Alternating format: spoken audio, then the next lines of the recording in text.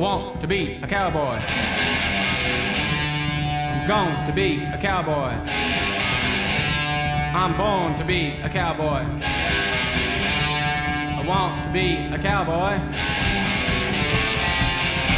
A cowboy! Uh-huh!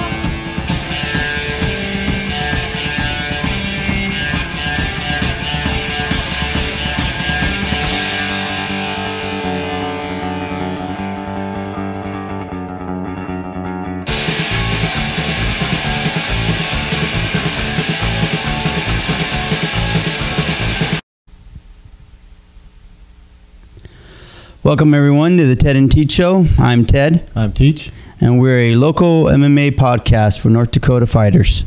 Yeah, our special guest tonight, Ted, is going to be Jos Eichelberger. He's the PFC 170-pound champion. Yep. We're going to get him on the line right now. See if he'll answer right away.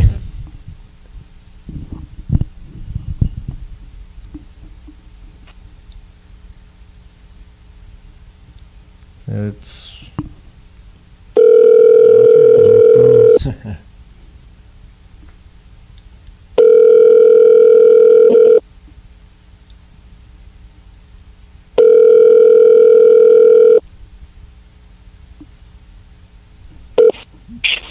Hello?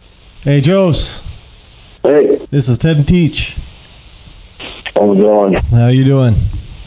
Good. Hey, how was that trip, that flight down there to Denver? So far, so good. A lot different from back home, I'll tell you that much. Yeah. Hey, Jos, this is Ted.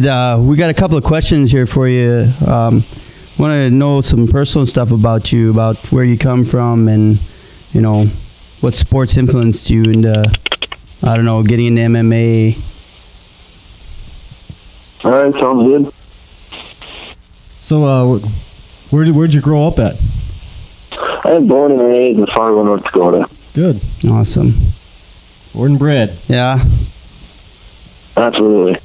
Hey, what sports did you do growing up? I did hockey and baseball. Oh yeah, one's really aggressive sport. Oh, you I didn't was a do goaltender in hockey. you didn't do any wrestling in high school, Jos? Nope, just hockey and baseball. I did football for a year just to get in shape for hockey, and that's it. Really? Yep. So you like things flying at you? Yeah, well, I'm kind of weird like that, I guess you could say. So wow. I mean, I know hockey is physical, but like, what got you into MMA?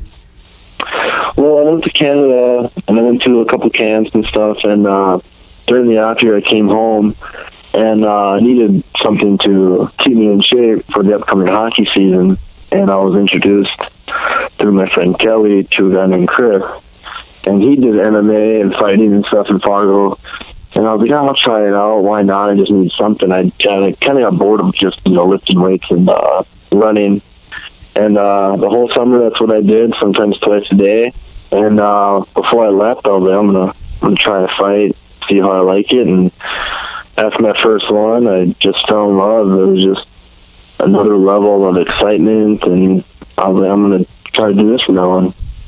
Yeah, obviously with your 14-9 record, you do like it. Yeah, it's just it's been a wild ride. That's all I can really say about that. Hey, how did you get your original title shot there with the PFC Productions? They were looking for a guy to fight, and I told them that, I'll fight, whoever you want to put me up against, and it said Lloyd Woodard.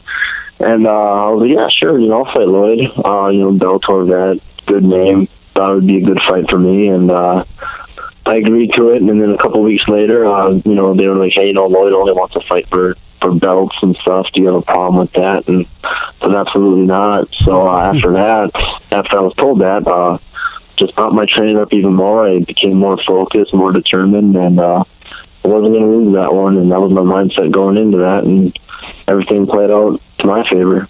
Yeah, I was up there. I watched that fight. You totally dominated him with your technique.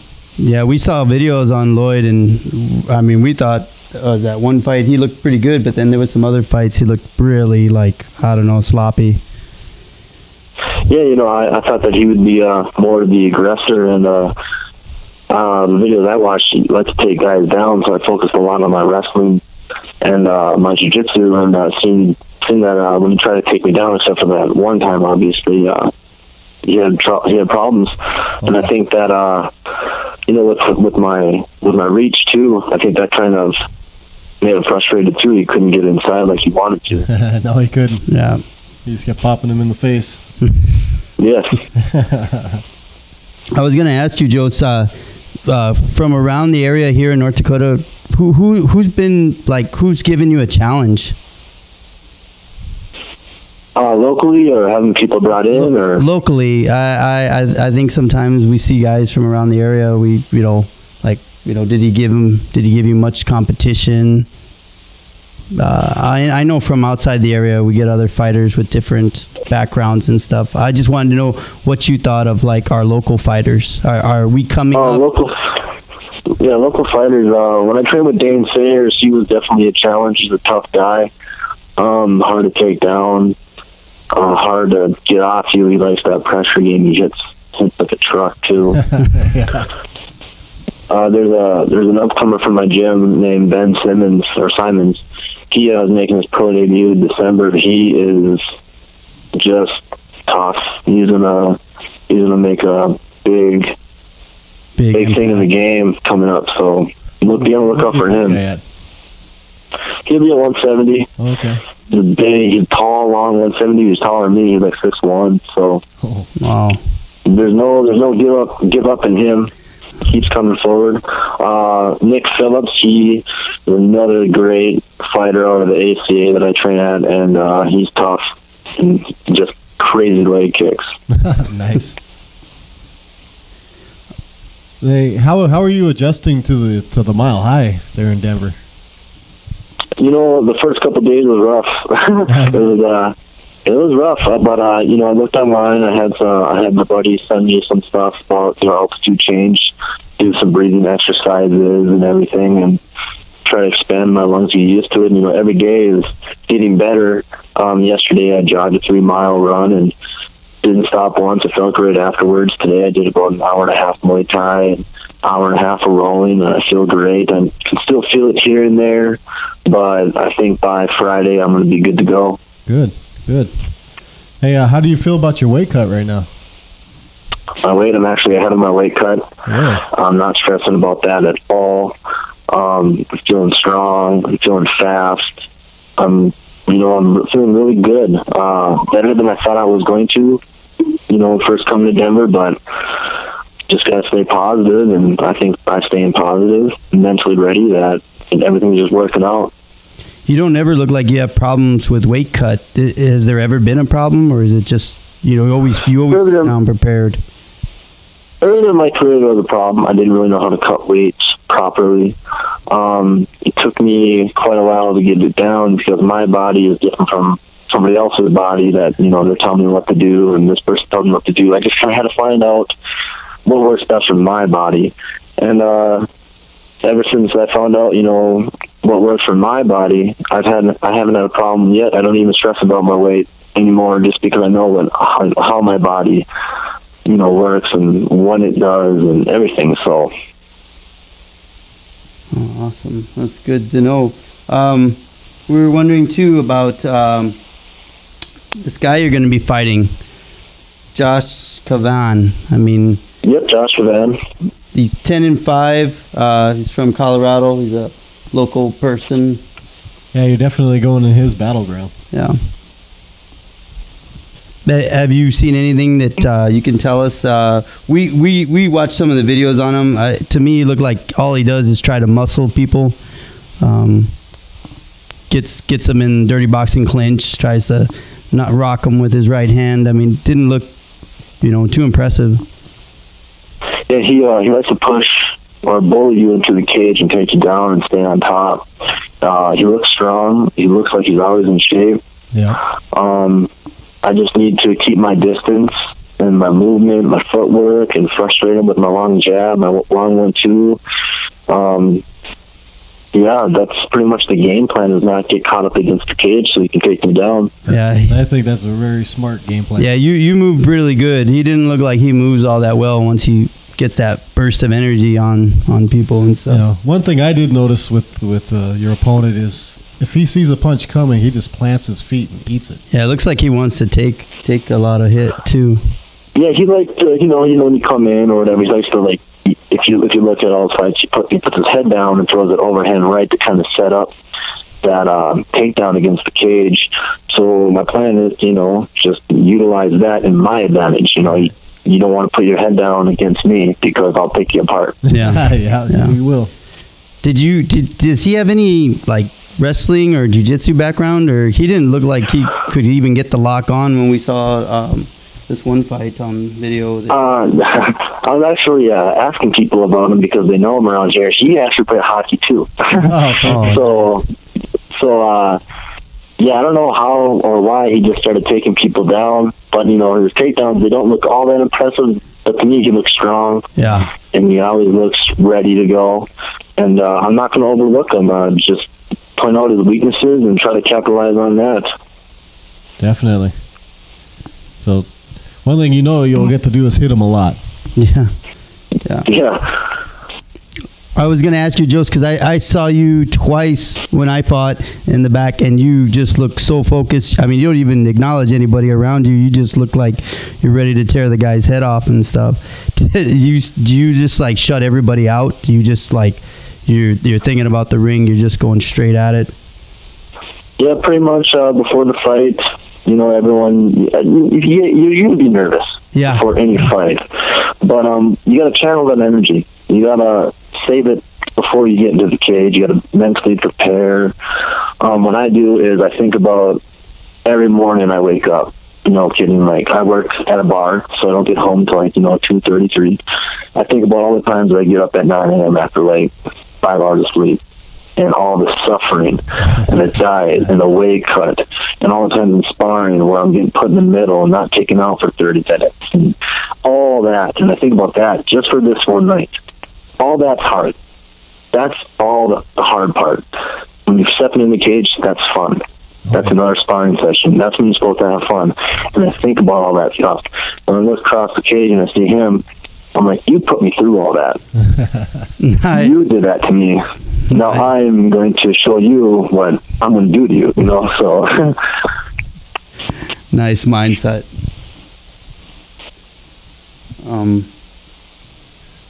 I don't know what else you can tell us, Jos. I mean, you've answered all our questions. Wow. Most of them. Yeah.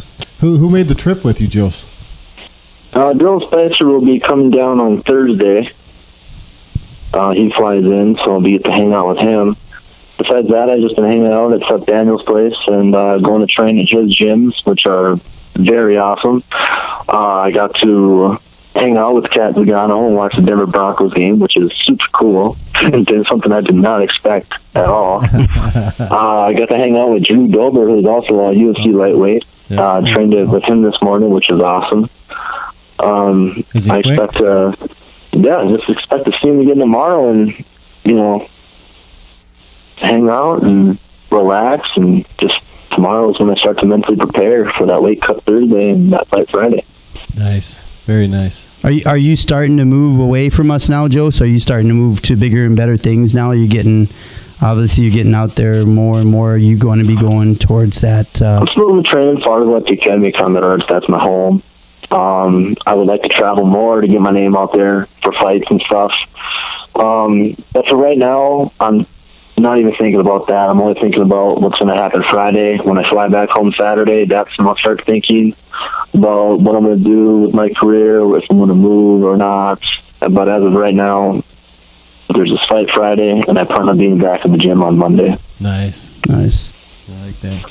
Hey, before we wrap it up, is there anything you'd like to say to all your fans? Shout out to anybody you want to give? Yeah, shout out to my girlfriend Chanel.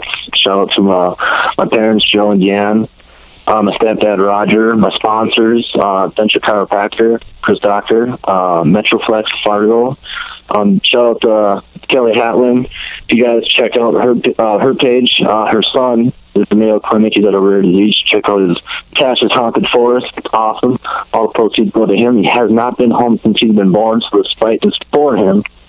Taking home the belt for him. And to everyone who's been following me on my journey, thank you a lot. It's been exciting, and I'm glad you guys are with me still. Awesome. Yeah, we're always looking for you, Jos. We hope you kick some ass, man. That's the plan. That's the plan. That's all those hours. So. Yeah, make sure you get a picture with the belt on again. Yeah. Oh, absolutely. That's coming back home to North Dakota. Don't worry about that. Oh yeah. Hey, thanks, Jos, for taking the time to speak with us, man. Yeah, thanks, We Jos. appreciate it. Hey, thank you guys. Hey, Yeah. good Have luck. a good one, man. Bye. Thanks. Bye. So that was Jos Eichelberger. I mean, sounds like he's ready and raring to go, man. He sounds focused, man. I hate to be Josh Calvan. Holy crap, man. But we've seen him. He always looks focused. I mean, just always wondered what he was thinking when he was there. He's like he said, he's not overlooking Josh, because Josh, he's a tough guy, man. Yeah. He's definitely tough. You know, he'll take punches. He fought Joe Riggs and took a beating. Yeah. So, and from what we can see throughout all his videos, he does like to take punches to the face.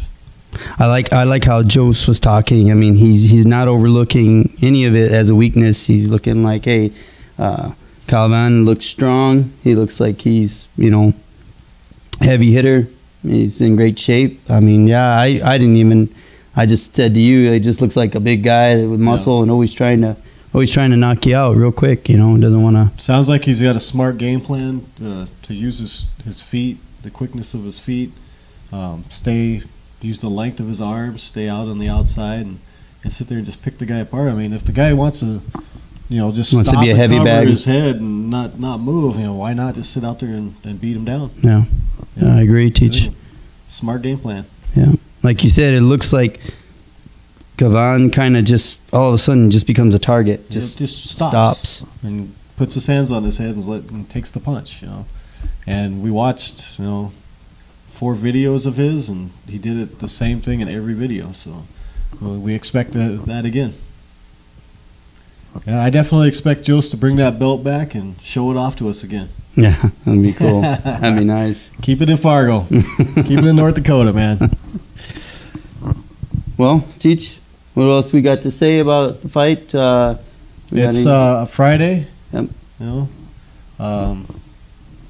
It's kind of an odd day for fights, but Prize Fighting Championships has fights on Fridays. Yeah. So, Well, everyone. With that, this is our show for tonight. Thanks everybody for watching. Remember, fight on.